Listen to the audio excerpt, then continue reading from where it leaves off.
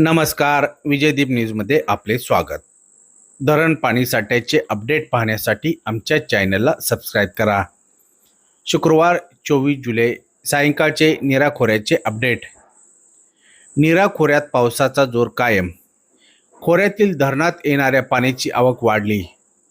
मागील 12 तासात खोऱ्यातील गुंजवणी, भाटघर, नीरा देवघर व वीर या 4 प्रमुख धरणामध्ये जवळपास 2.25 TMC पाणी जमा झाले.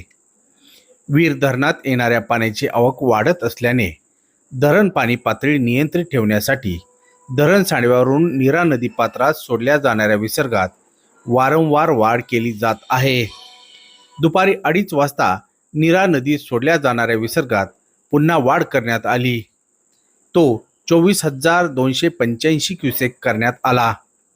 सायंकाळच्या आकडेवारीनुसार गुंजवणी धरण 84.48%, उपयुक्त पाणीसाठा 3.11 TMC, भाटघर 72.26%, उपयुक्त पाणीसाठा 17.10 TMC, नीरा देवघर 78.53%, उपयुक्त पाणीसाठा 9.21 TMC, तर वीर धरण पूर्ण क्षमतेने भरले असून धरणामध्ये उपयुक्त पाणीसाठा 9.40 TMC आहे.